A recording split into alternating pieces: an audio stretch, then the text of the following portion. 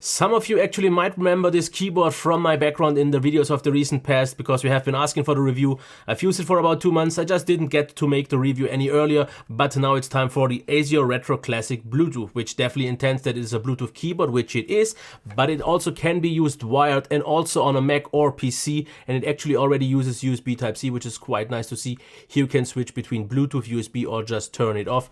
And since this is a mechanical keyboard with backlight and a unique retro style and a little bit more of a high-end finish here with the copper frame, it is one thing not cheap, because as you can see, $220, at least therefore you get 4 different color variations with wood and the black rim. You also get copper with black leather like I do have here with me, and white leather with copper and black leather with black of a rim. Now I don't really care if this is real leather, it feels really good just as the copper rim, but this is the only thing that's made out of copper because the keycaps are still made out of plastic just like the back, but it feels very sturdy. It feels also quite heavy. Yes, it does flex a little bit, but as you can see here, this is creaking because it's, yeah, plastic has to creak in some way. What we also have, for example, here are feet that you can rotate to kinda put them flat and put them out. Now the change isn't all that big as on some foldable feet, but it still works out fine.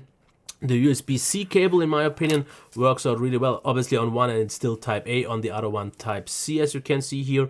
It's a nice braided cable, feels good, 1.8 meters long, so no complaints here. And yeah, the layout, as you can see here, looks as you would expect. It's not the flattest one, and I would definitely wish for a wrist rest here. Maybe you can just use a third-party one, which is not a problem, but just out of the box it was a little bit too high for me.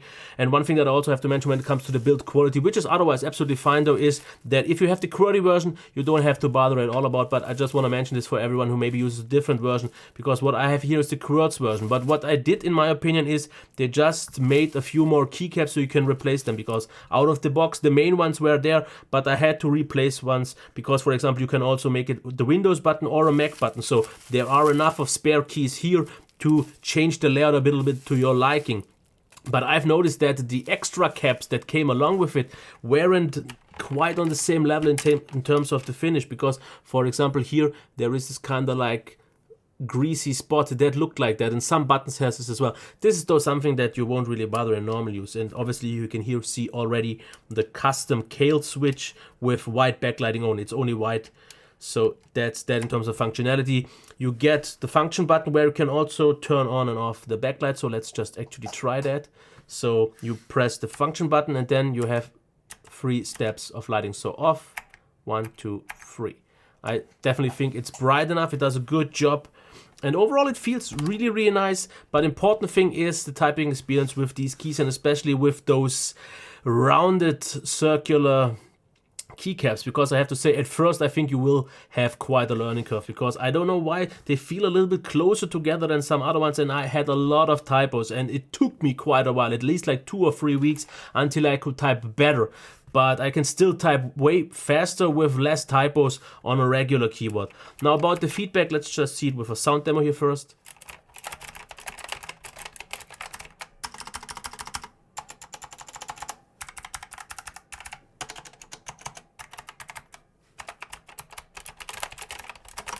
Now the one thing that I've noticed is that it feels sometimes, especially here on the main keys, that if you push it, that there is a little bit of plastic grinding against it, because we have a tactile feedback, which is obvious, and it feels like, I would say, cherry blue, maybe with a little bit less activation force.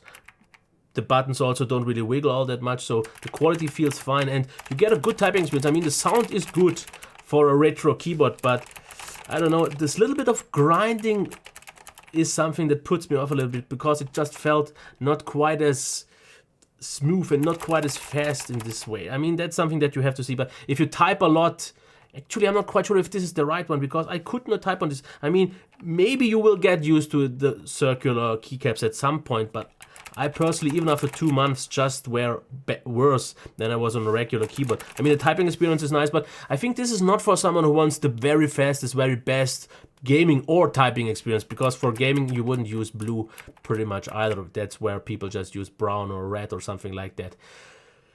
This is, I think, for people who just want something exclusive with a retro style, nice build quality, a unique look, that also want to use the Bluetooth functionality. That worked out absolutely fine.